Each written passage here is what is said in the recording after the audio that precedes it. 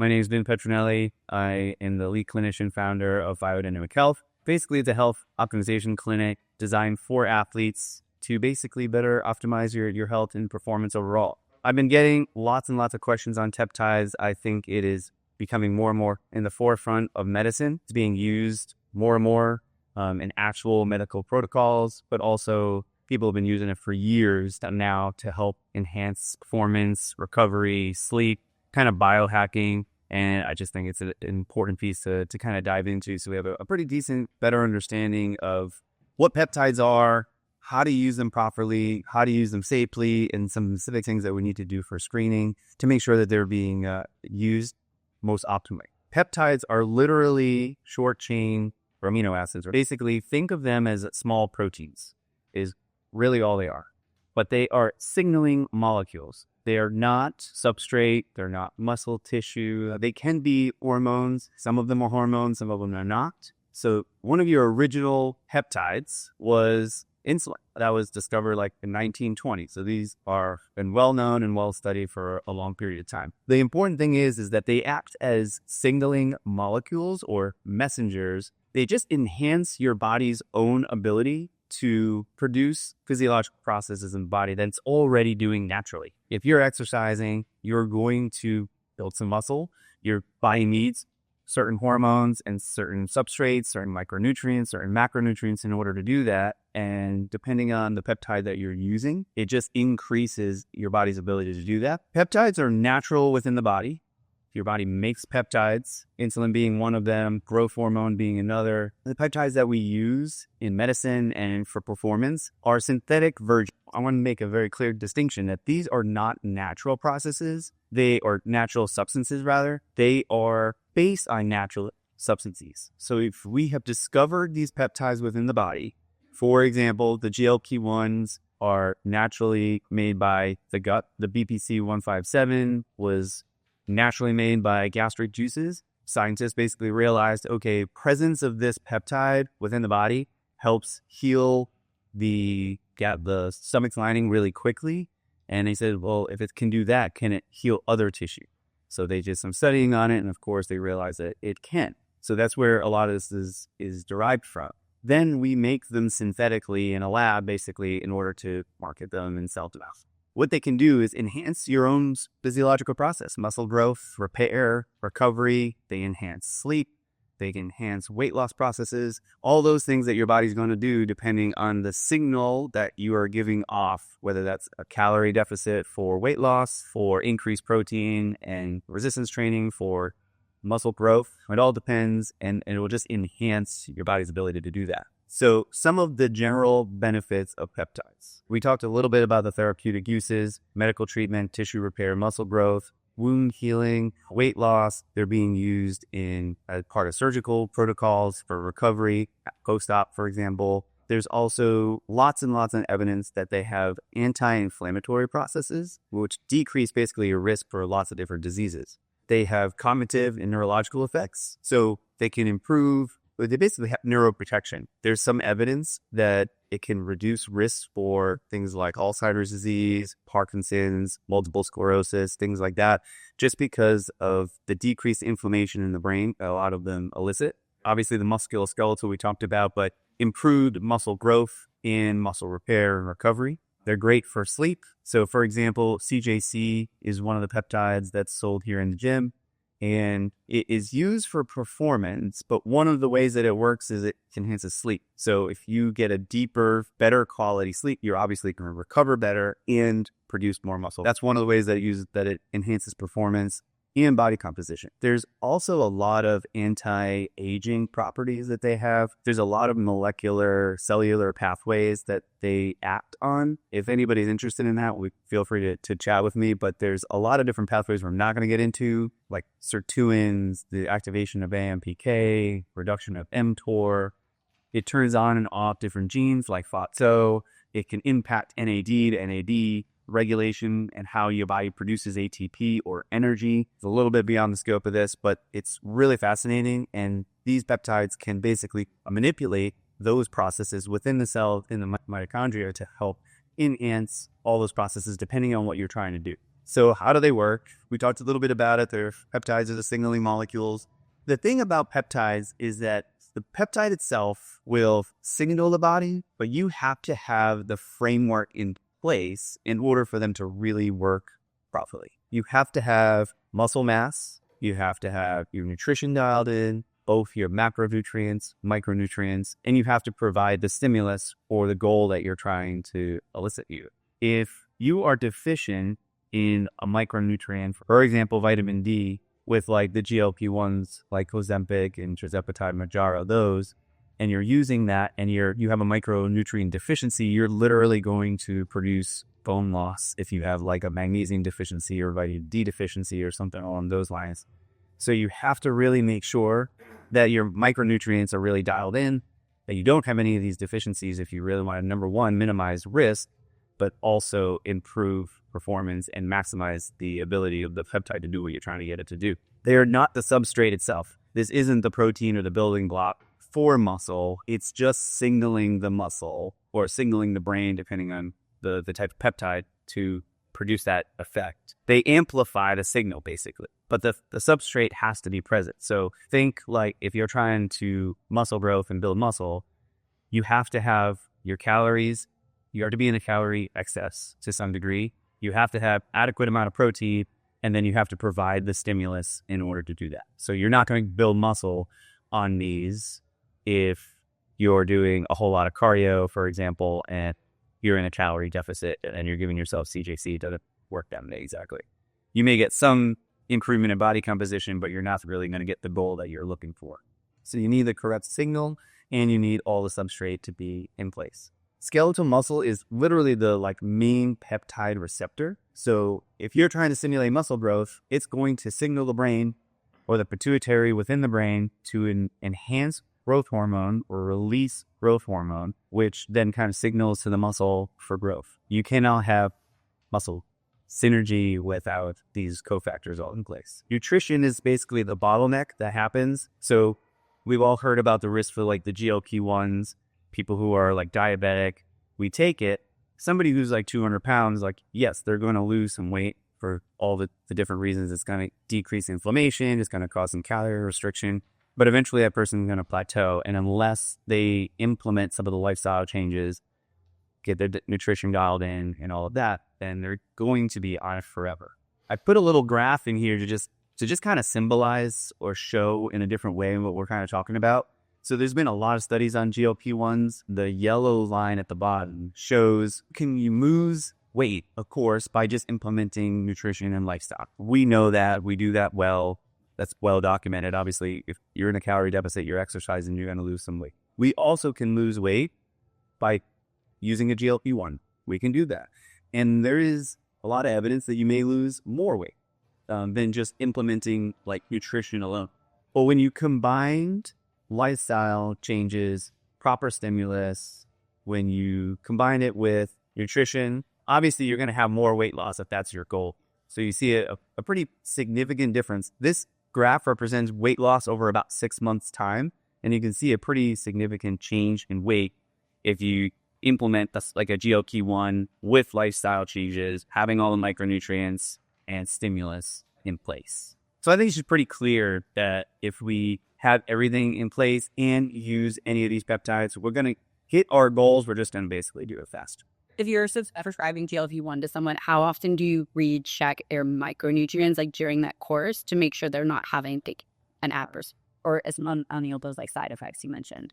Screening recommendations are about every 3 to 4 months. Yeah, depending on how healthy you are and what your baseline was. If everything looked good at the beginning, then you can do it every 6 months. But if there was a deficiency at the beginning, you definitely want to increase the frequency of screening. I put some of the screening recommendations in here too towards the end. But yeah, it depends on what you're doing and where you start from. So the three that we're going to talk about, or the three main categories, I should say, is performance, recovery, and weight loss. The first one is called CJC 1295. That is a peptide in the classification of growth hormone releasing hormone. What that basically does is signal the pituitary to increase growth hormone release, or HGH, growth hormone release, IGF-1 growth factors. It can be with and without what's called DAC or DAC, drug affinity complex. All that does is enhance or make the signal a little bit longer. We call that like a half-life, and increases the half-life of the drug. There's conflicting research on that. If anybody has questions specifically on DAC, we can chat about it later, but I just wanted to put in that it does come with and without DAC. There's pros and cons to those. There's other examples. Semorlin is one of the other more popular, is one of the first drugs or peptides in this classification to come out, but CJC has more support, more research behind it, and it's been shown to be better. It mimics your natural growth hormone release. It's not the growth hormone itself, it just amplifies that signal. It stimulates muscle growth, but the important thing with CJC is that it really improves sleep quality. So it can kind of give you a deeper sleep for longer, improving recovery. It also does some of the other cell processes that I mentioned, improving NAD, NADH ratios and things like that, and will increase ATP for energy production, which is what we're all concerned about when we're thinking about performance in CrossFit or performance in general. The specific dose of CJC is about 100 micrograms per dose, up to 3 to 4 times a day. That is called the saturation dose. Like, doing more than that is not necessarily going to enhance any sort of the effect. The important thing with CJC is timing. Number one, it should be definitely done. You can just do it once a day, right before bed. The thing with CJC is that it interacts with food. You do not want to eat when you're doing CJC. So if you're using CJC, the basic bare minimum is, if you're going to eat in the evening, you want to wait at least about 90 minutes to take CJC. The best thing to do is just inject it right before you go to sleep. Your body generally signals growth hormone release when you're sleeping. So again, it's going to increase the amplitude of that release while you're sleeping, give you a deeper sleep, and improve recovery for the performance enhancement effects that you're looking for. It should not be taken indefinitely. None of these really should be taken indefinitely. You don't want to take it every single day for the next 30 years. Things like that, we don't have a lot of long-term data, but we do know that enhancing growth hormone in general growth factors in general can increase cancer risk. Not that there's been shown any increased cancer risk with this specifically. It never had cancer of like low risk for cancer, but we don't really want to mess with that. So there's different ways to cycle it. Everybody's protocol should really be individualized for them specifically. So that's where I can kind of come in, and based on your goals, your needs, your history, all of your micronutrients and all of that, where we can really dial in and individualize everybody's cycling dose and protocol for them specifically. You can do it, like I said, 3 to 4 times a day. You just don't want to do it with food. So you can do it first thing when you wake up. You just want to wait about an hour before you eat something. If you're going to do it again, you will want to do it like either mid-morning or late like mid-afternoon, before or after lunch, something like that. You don't want to do it with your meals. Does it matter where you eject it, or you want to eject it near the injury? Just CJC is subcutaneous, so most of the time everybody has a little bit of that. We can do the back of the arm, but it's just a subcutaneous injection. The next one is Iframorelin. This peptide works synergistically with CJC, and if we think of CJC as sort of the gas pedal of amplifying that signal for growth hormone release, Iframorelin it's not the brake pedal, but think of it as releasing or taking your foot off of the brake.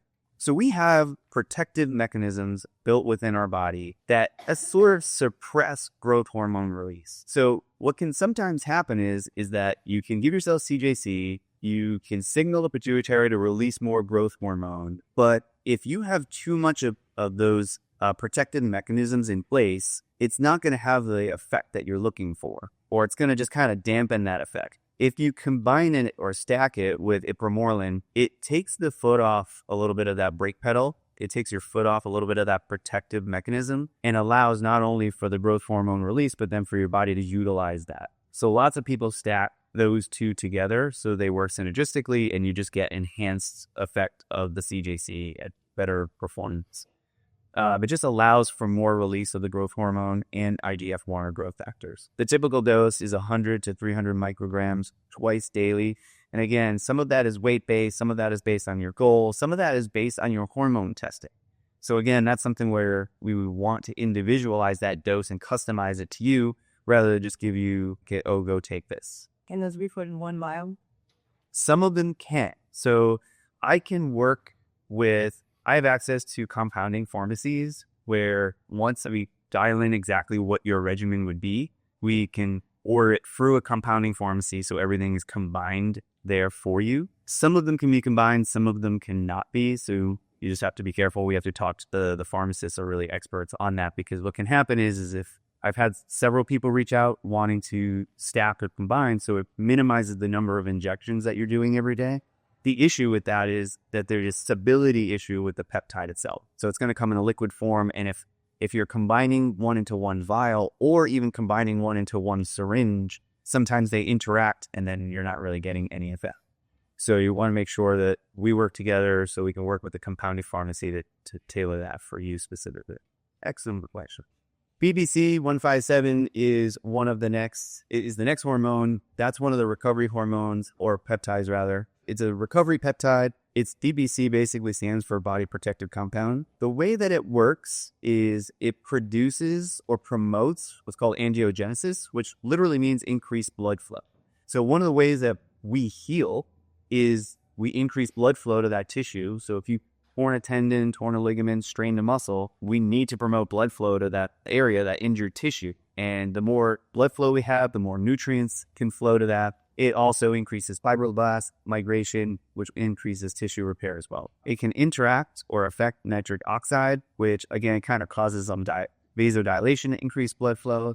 So there's a bunch of different things that PPC can do. With PPC, one of the risks though is whenever you're increasing blood flow or producing angiogenesis, you do have to worry about cancer risk because tumors love blood flow. So these are things that we want to make sure that we're up to date on all our screenings, that we have a discussion with someone like myself that can at least discuss what your risks are for cancer. Do you have like a BRCA? Have colon cancer in your family, premature colon cancer, things like that. So we're not increasing your risk for any cancers or anything like that. There's a lot of evidence that shows accelerated healing of tendons, ligaments, tissues, and in general. Again, so the idea with that is also to cycle that. So we're doing that for a short period of time so we can recover from our injury. Now, to Michaela's question, this one is something that you can inject this two ways. PPC 157 is a subcutaneous injection. You can just give it to yourself in like the stomach or the back of the arm, that kind of thing. It will absorb systemically and basically go to the tissue. However, if you have a specific injury, like, my shoulder injury or knee injury, you can inject in and around that area to produce that angiogenesis or blood flow to that area. That's what we're kind of talking about with that. Again, this is something that if you work with someone like me, we want to make sure that you're not injecting in an area that's going to be risky. You don't want to inject these things into the spine. You don't want to inject these things into the neck. You don't want to inject these things into like a blood vessel, like your carotid artery or something like that. So I highly recommend working with upper vestral. So we make sure that you're injecting safely, properly, and all versus. Again, this shouldn't be taken indefinitely just because of cancer risk and things like that. So I'm happy to develop protocols specific to you.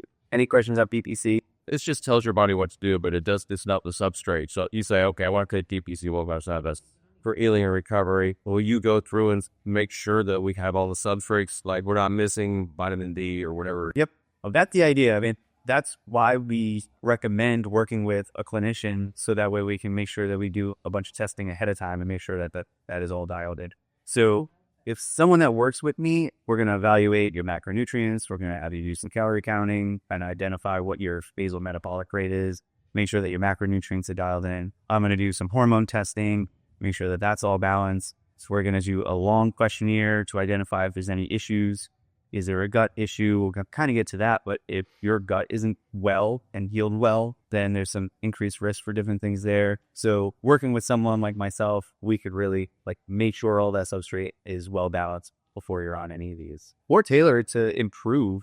If you have gut health, there are, VPC taken in different ways can improve gut health. So, but we just want to make sure that everything is dialed in specific to the peptide that you're using. The next one is GLP-1s. These are your weight loss peptides. We're talking about like Ozempic, Mounjaro, Wegovy, semaglutides, those, or Tirzepatide, those classes. They fall into the same class, but semaglutide, Tirzepatide, they're slightly different peptides. Semaglutide is a GLP-1 only, and then Tirzepatide is a GLP-1 with a mechanism too, which is called a GIP. They work together, or those two peptides within tirzepatide work together. They do enhance effects, but a lot of times there's other side effects that can sometimes happen with the tirzepatide. So usually I recommend starting off with an Ozempic, and usually healthy, active people who are just looking to lose a little bit of weight will respond really well to the Ozempic and don't need the tirzepatide. And the other thing with that is tirzepatide is a lot more toxic. Basically what they do is they slow gastric empty eating.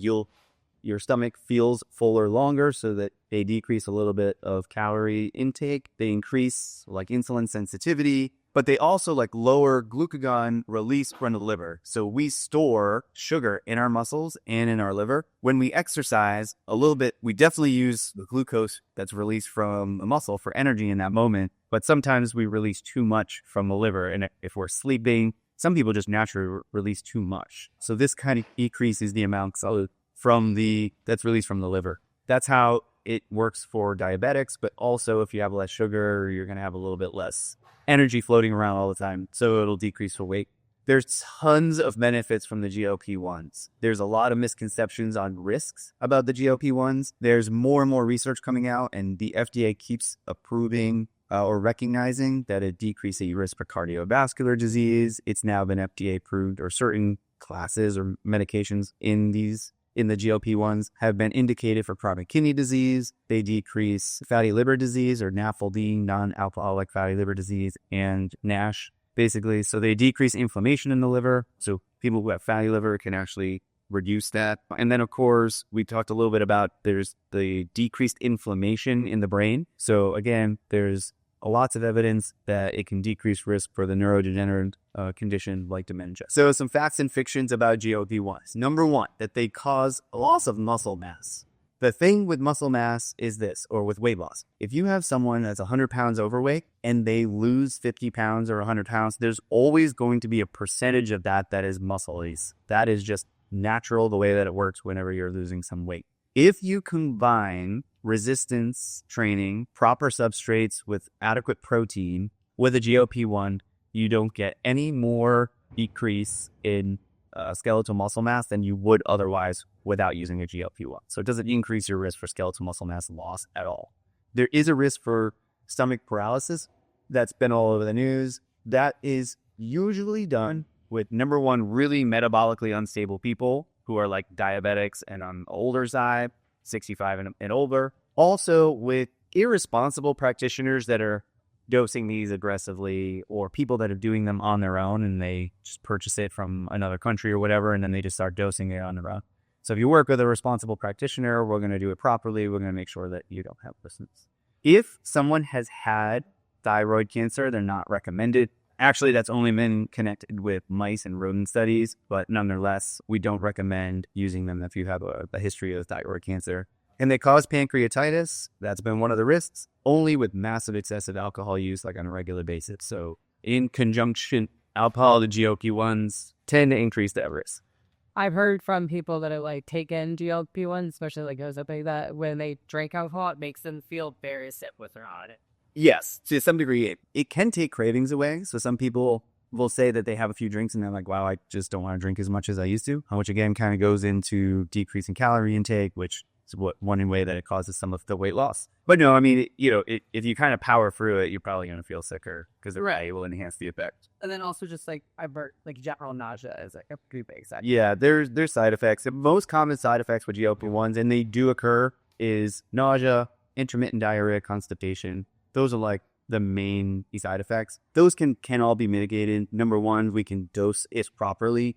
I usually am able to get to that point with the dose that you just start to feel some of those side effects. But number one, we can tailor the dose, but we can also give certain botanicals, herbals, supplements, and things like that to mitigate those. And of course, if somebody's like very nauseous, I can always prescribe something like Zilprin or whatever, kind of help it.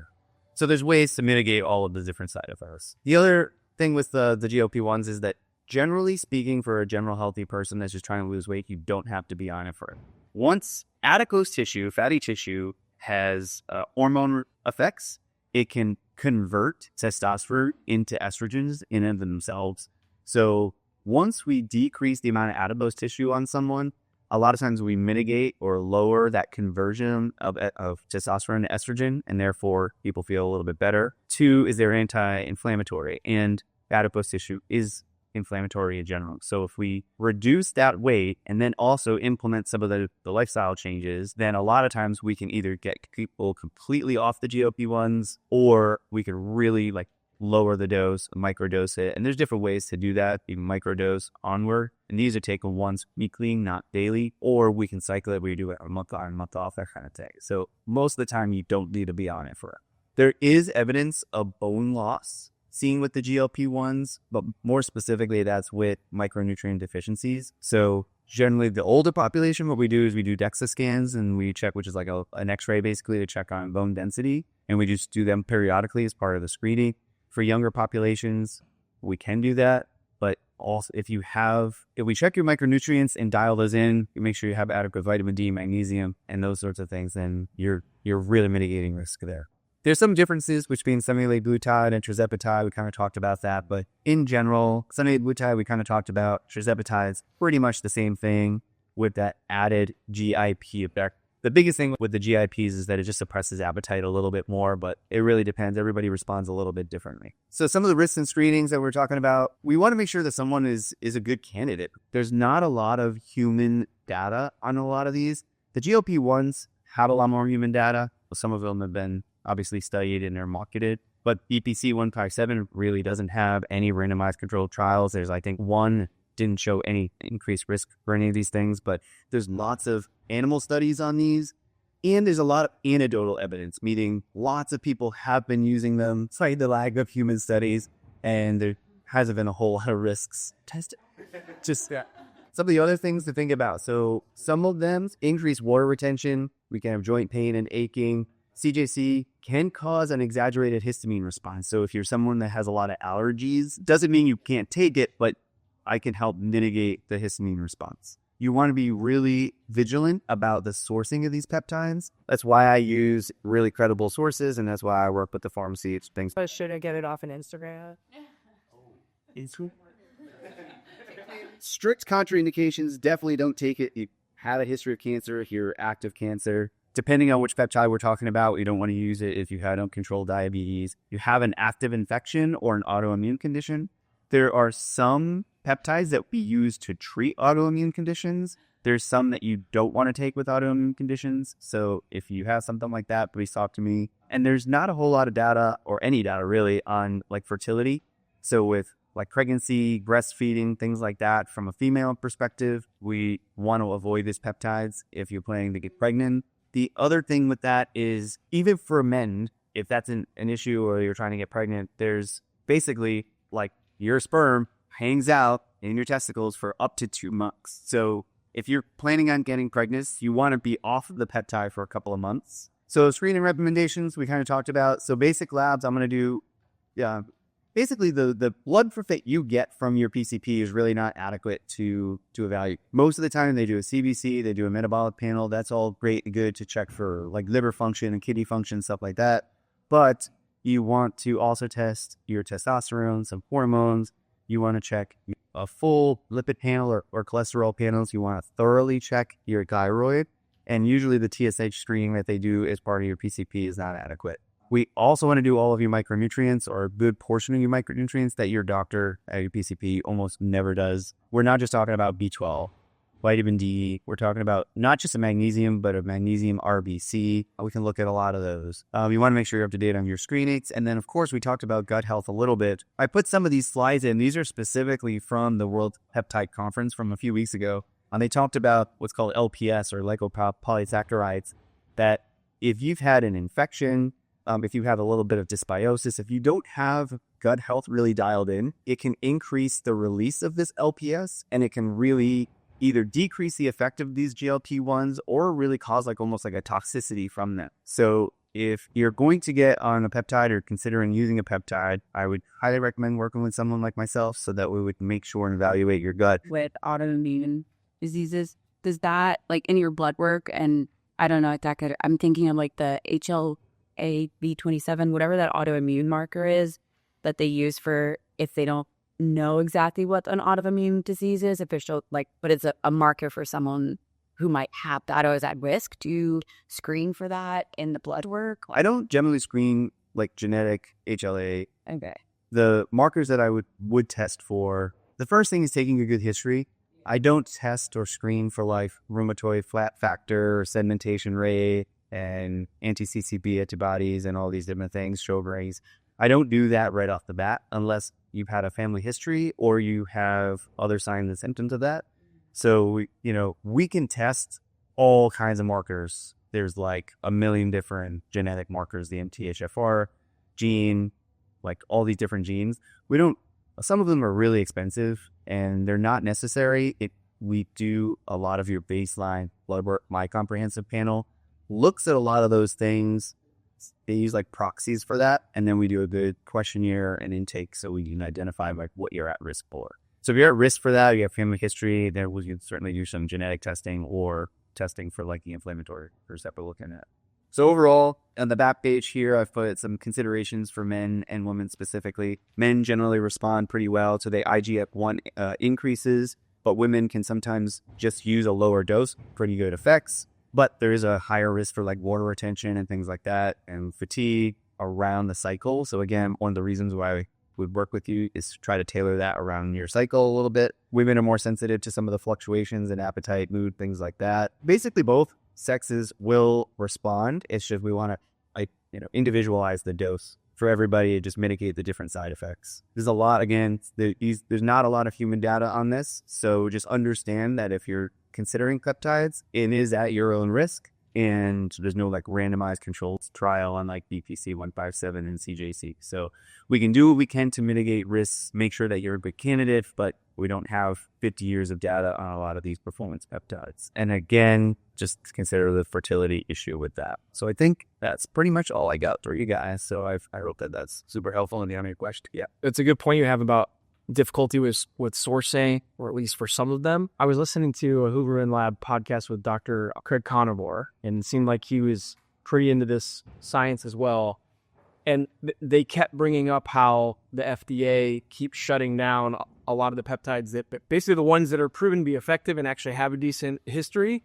And then people have to go and kind of like create a new one that's similar. And then when I was working with a functional medicine doctor, we ran into the same thing. He's like, well, I want to give you this, but it just got shut down and we won't be able to get one dose. I'm just curious to know, like, from your experience, do you basically have to play that game of like finding the ones that the FDA allows, or is it better to even just go work with a compounding pharmacy that will kind of work around it and they don't really care about all these changing?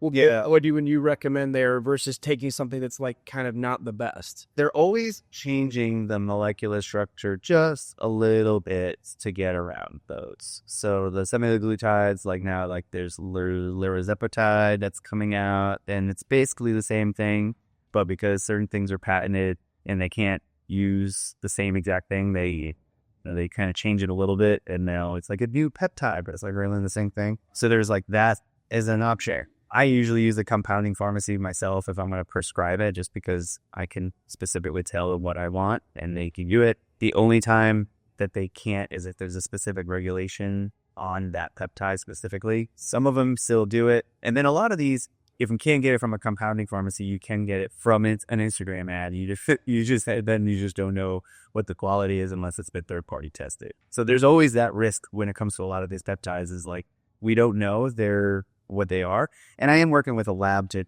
have them tested. I reached out to a couple of other functional medicine practitioners in the area because a lot of people are running into the same questions. And so we're all sort of taking different samples and having them tested so we can recommend the right peptides to our clients. Okay, that's really helpful to know. And then, like, no problem if you don't answer this, but I know a lot of people use Peptide Sciences, like just massive, production facility, but they are one of the ones where, like, if FDA shuts it down, it's a no-go. What are your thoughts on like a big house like that to order from? The issue with some of those is storage and transport, and some of these are really sensitive to heat, and it's just a matter of like where their storage facilities are. Like, are they sending them on ice? Are they sending them at room temperature? We live in Florida. Is it going to sit out on your doorstep 4 hours in 100-degree heat? Like, a lot of those little factors.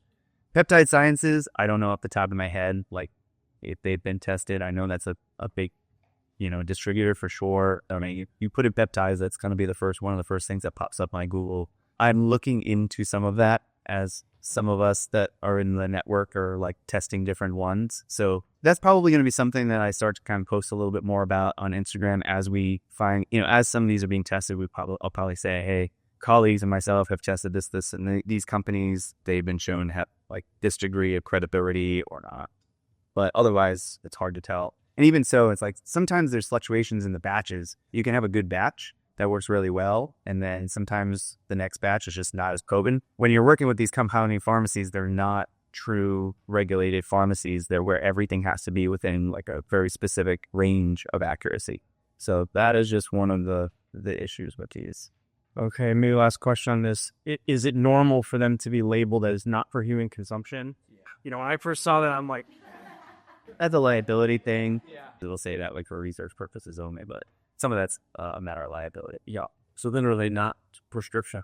They're not. Like we don't write. You don't have to write, but that's what you get on Instagram. So you can order them online yourself. So the GLP-1s like are supposed to be prescription, but these compounding pharmacies are also producing it. So that it's kind of like that. It's like, yeah, like if you go to the pharmacy, you can't just buy over-the-counter Ozempic. You'd have to get a prescription that would write for you. If you work with someone like myself, if we get it from credible source. There's different compounding pharmacies have different regulations. There's different like 503A and B. There's like they have different regulations. So I try to work with the compounding pharmacies that hold themselves to higher standards. I just had a question. So I know like the BBC and like the ones we have here, they come like in a powder form. Then you have to like put the liquid in yourself. So it makes them more stable. Okay. But they are subject to like heat and cold and that kind of thing. And it's just a matter of like proper storage and all of that. But yeah, if once it's compounded, then so basically the shelf life is different in powder form than once it's constituted. So in powder form, it's going to be more stable. It's going to last a little bit longer, but it is still subject to like heat changes and things like that. So you want to make sure like it's stored properly and in somewhat temperature control. Other than that, once it's compounded and once it's, in liquid form, they're all a little bit different. Some of them need to be refrigerated. Some of them need to be in room temperature. So you just want to make sure you're following whatever the right. Sure. And then you talked a little bit about fertility. Is there like some signs leading to say that like any of these peptides could cause like infertility? Or is it just while you're pregnant that you should? There hasn't been any concerns or data that I know of or any reports that it causes infertility. But you're right. We definitely don't know when it comes to when you're carrying the data on any of that. So again, I just want to be really prudent, I guess, depending on what your goals are.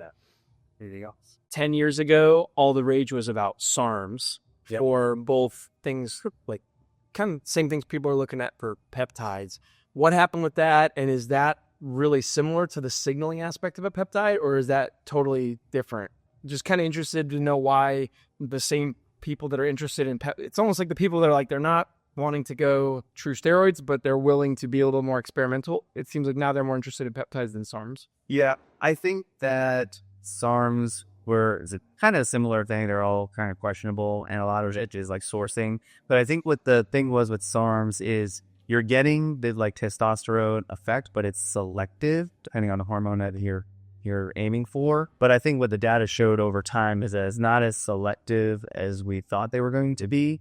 So someone, for example, that wouldn't necessarily want to use testosterone because it decreases fertility was like, oh, I can use one of the SARMs and not have that as a side effect. And then we found out later that there's still some of that dumping on there. So people are like, all right, let's not use that. Let's look at the peptides. Peptides have just been used now for about a decade or more, 20 years of research on them. And so we do know what they do. And then it's just a matter of like dosing and all that. But I think that was the biggest thing with SARMs is we thought it was going to mitigate side effects or some of the long-term implications of hormones. And it just did do the same that we thought it was going to do. Have a good workout.